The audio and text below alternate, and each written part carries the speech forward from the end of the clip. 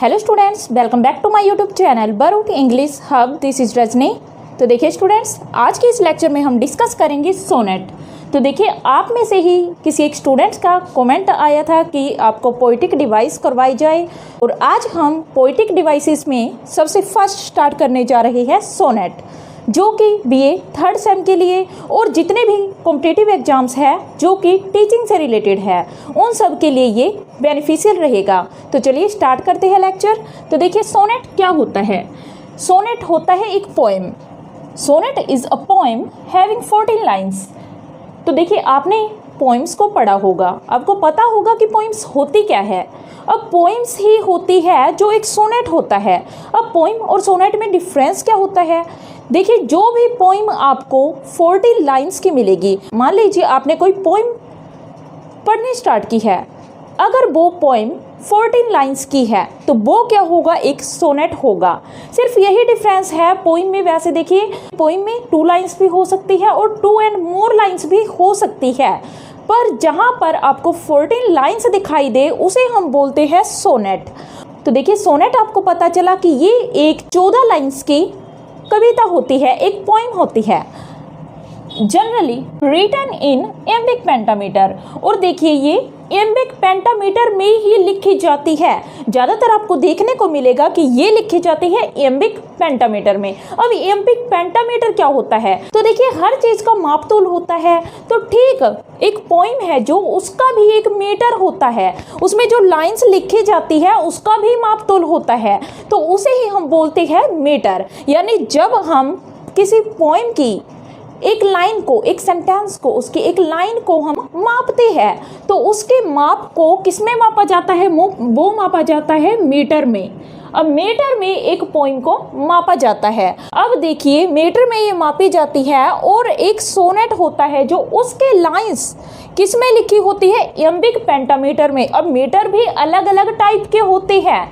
जहाँ पर हम बात कर रहे हैं एम्बिक पेंटामीटर की। एम्बिक पेंटामीटर क्या होता है, एक ऐसा पेंटामीटर होगा जिसमें 5 एम्स होते हैं। यानी कि देखिए, मान लीजिए कोई लाइन है यहाँ पर, उसको हम देखिए ऐसे डिवाइड कर देते हैं, और जब वो 5 पार्ट्स में डिवाइड हो जाती है, देखिए यहाँ पर 1 2 3 4 एंड यहाँ क्या होगा 5। जब ये 5 पार्ट में डिवाइड होगी तो उसको हम कहते हैं एम्बिक पेंटामीटर, जिसमें क्या होगा, एक तो अनस्ट्रेस्ड सिलेबल होगा और उसके बाद तुरंत बाद क्या होगा, एक स्ट्रेस्ड सिलेबल।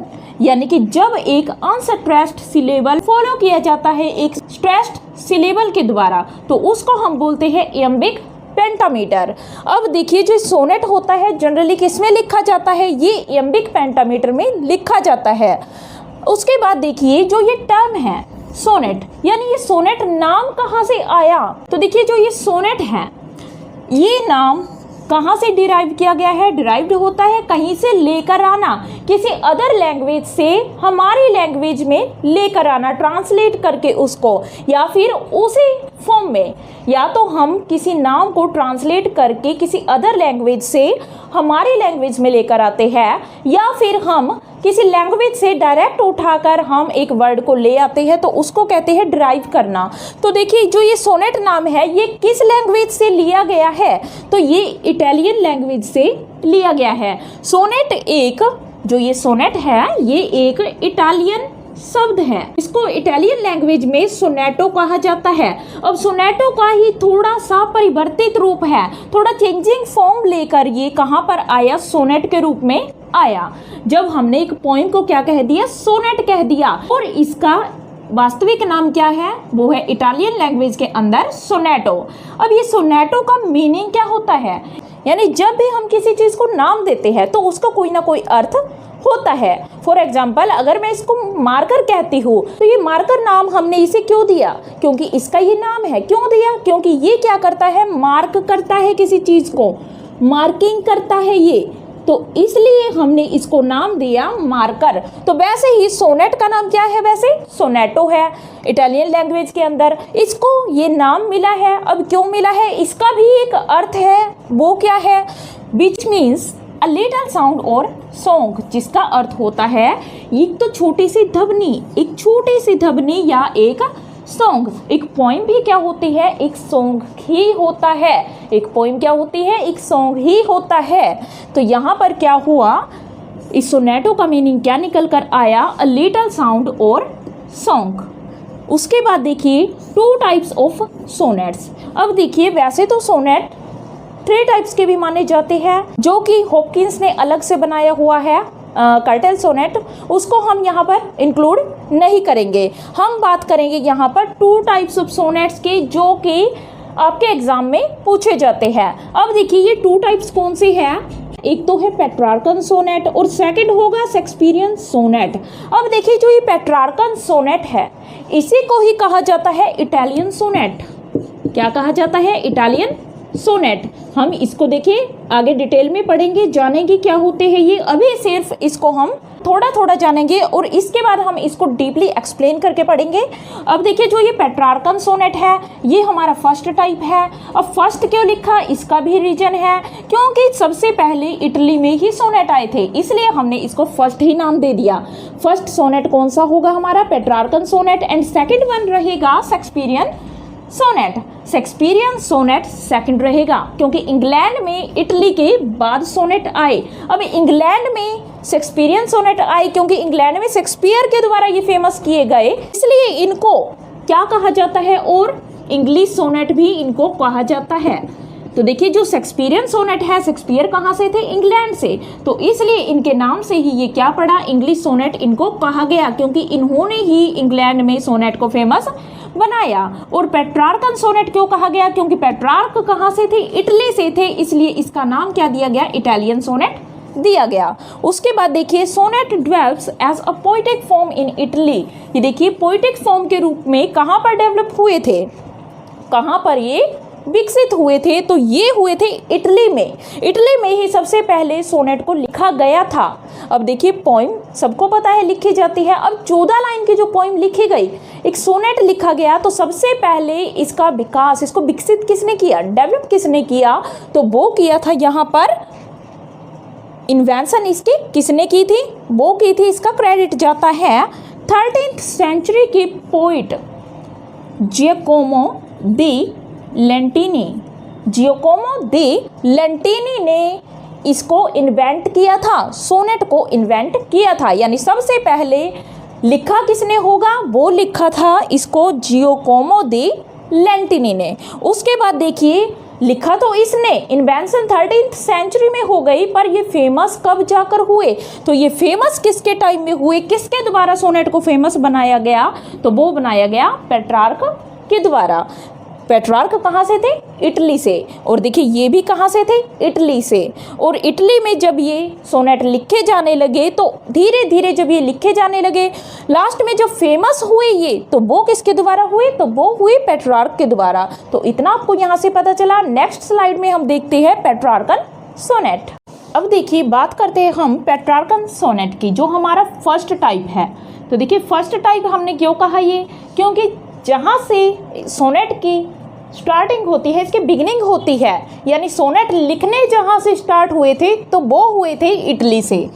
अब जो पेट्रार्क थे वो इटली के ही एक फेमस पोइट रहे हैं, इसलिए देखिए पेट्रार्क के नाम से, पेट्रार्क ने ही इसको फेमस किया था सोनेट टर्म को। तो ये पेट्रार्क थे जो इन्हीं के नाम से क्या पड़ा, पेट्रार्कन सोनेट, इस सोनेट का नाम पड़ा, जो हम अब डिस्कस करेंगे। और इसी को पेट्रार्कन सोनेट को ही, क्योंकि ये इटली से थे इसलिए इसे इटालियन सोनेट भी कहा जाता है, यानी कि जो फॉर्म इटली में विकसित की गई थी, उसी फॉर्म में पेट्रार्क अपनी पोइम्स को, अपने सोनेट्स को राइट करते थे, इसलिए इसका नाम दिया गया इटालियन सोनेट। अब देखिए जो ये पेट्रार्कन और इटालियन सोनेट है, इसमें बहुत से फेमस राइटर्स हुए, यानी कि पोइट्स हुए, जिन्होंने क्या लिखे, अपने फेमस सोनेट्स लिखे। और उनमें से एक बहुत ही फेमस, जो कि रोमांटिक एज के 3rd सेमेस्टर में भी आपने इन्हें पढ़ा होगा, हमारे पोइट विलियम वर्ड्सवर्थ, जो कि रोमांटिक एज से बिलोंग करते हैं, यानी कि एक ऐसे पोइट जो कि रोमांटिक एज के थे। इन्होंने बहुत से सोनेट लिखे, एट लीस्ट 523 सोनेट्स। तो इन्होंने लगभग 523 सोनेट अपनी लाइफ के दौरान लिखे। अब देखिए इस सोनेट को ही लेकर हम समझेंगे, क्योंकि ये सोनेट है जो ये लिखा गया था पेट्रार्कन फॉर्म में, यानी कि इटालियन फॉर्म में इस सोनेट को लिखा गया है, यानी पेट्रार्कन फॉर्म में लिखा गया है। और इसे सोनेट के थ्रू आज हम जानेंगे कि पेट्रार्कन सोनेट होता क्या है। तो देखिए सबसे पहले हम बात करते हैं राइम स्कीम की। जो विलियम वर्ड्सवर्थ है, जो कि रोमांटिक एज के पोइट है, इन्होंने 523 सोनेट लिखे, जिसमें से एक फेमस सोनेट है the world is too much with us. The world is too much with अस। तो देखिए ये सोनेट है जो, इसके जो लाइनें हैं, अब आपको एक बात पता चली कि जो सोनेट है उसमें कितनी लाइंस होती है, तो वो होती है 14 लाइंस। 14 लाइंस होती है एक सोनेट में। और इसमें भी आप देख सकते हो कि इसमें कितनी लाइन है, टोटल 14 लाइन। ये देखिए लाइंस है, इसके मैंने सिर्फ यहाँ पर लास्ट वर्ड्स राइट किए हैं ताकि आपको राइम स्कीम के बारे में पता चल जाए और समझ सको अच्छे से कि पेट्रार्कन सोनेट होता क्या है। पेट्रार्कन सोनेट हम इसी सोनेट के थ्रू समझेंगे कि क्या होता है। तो देखिए the world is too much with us, late and soon, ये इसकी फर्स्ट लाइन है। तो देखिए सुन है यहाँ पर। अब देखिए सबसे पहले हम राइम स्कीम देखेंगे, क्योंकि देखिए जो हमारा शेक्सपियरियन सोनेट होता है यानी इंग्लिश सोनेट होता है, और होता है पेट्रार्कन यानी कि इटालियन सोनेट।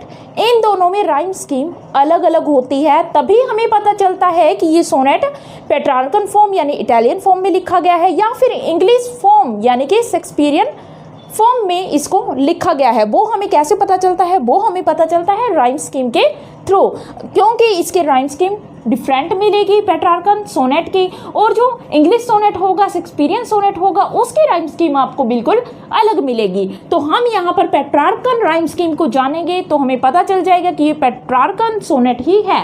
अब देखिए इसकी राइम स्कीम देखते हैं हम। तो यहाँ पर देखिए सुन, तो सुन की राइम स्कीम हम एक एक चीज़ को यहाँ पर डिस्कस करेंगे।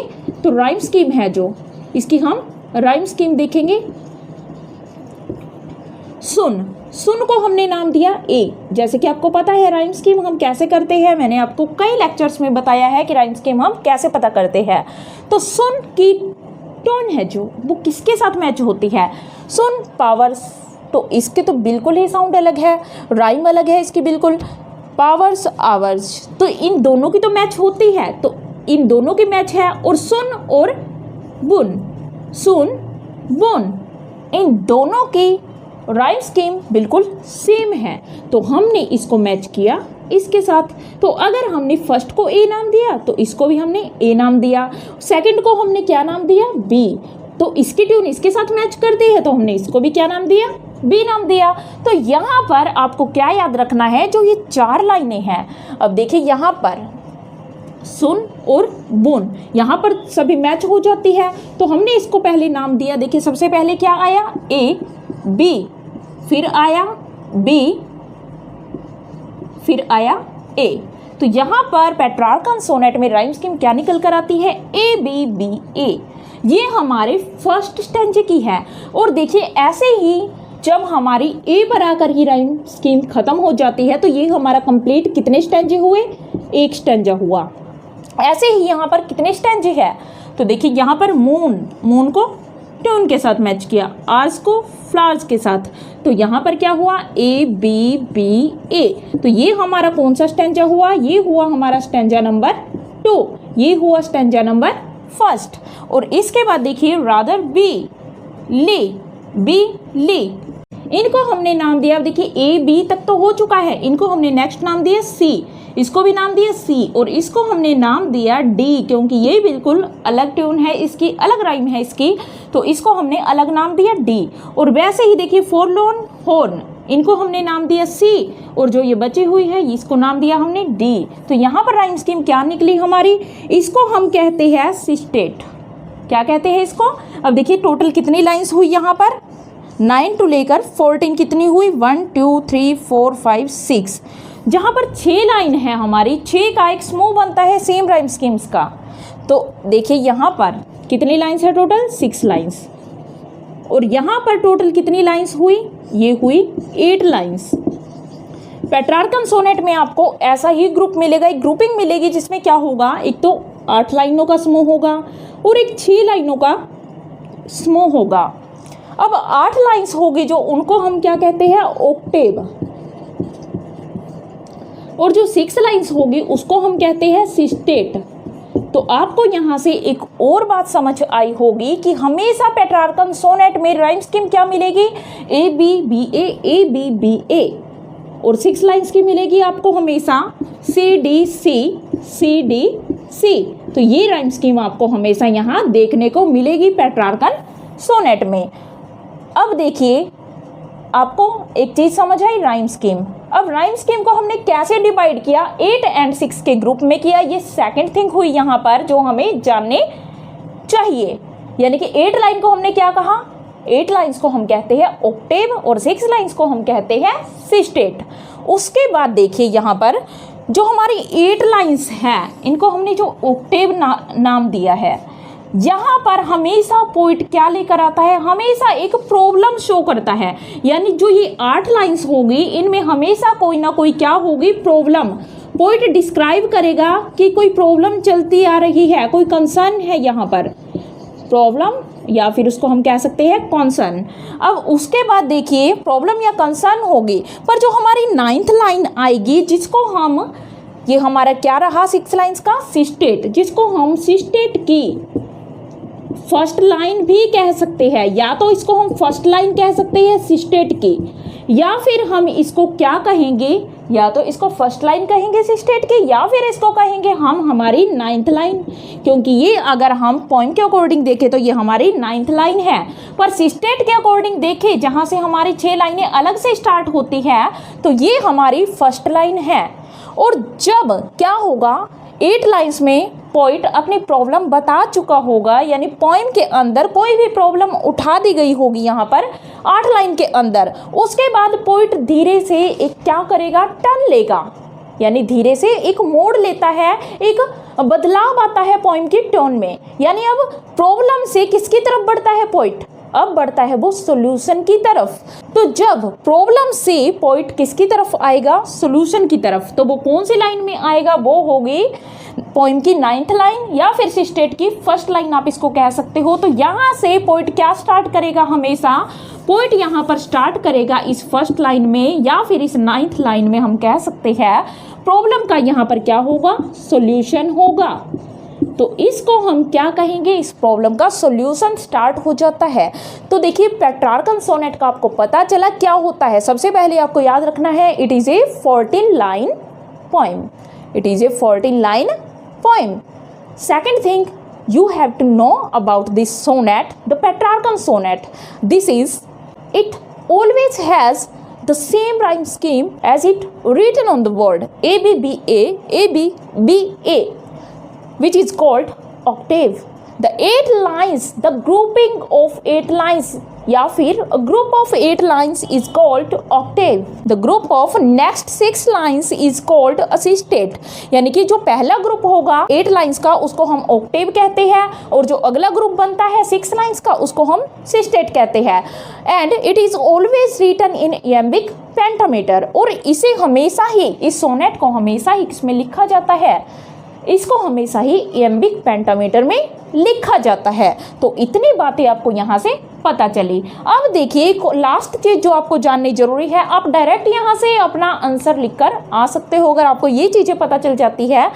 अब देखिए जब ये पोइट सॉल्यूशन पे आता है एक टर्न लेता है, अभी मैंने क्या बोला था, एक वर्ड बोला था इसके लिए कि पोइट ने 8th लाइन के बाद क्या लिया, 9th लाइन में या फिर सिस्टेट की फर्स्ट लाइन में क्या लिया, एक टर्न लिया। तो इसको हम 9th लाइन को हम क्या कहते हैं, 9th लाइन को हम कहते हैं टर्न।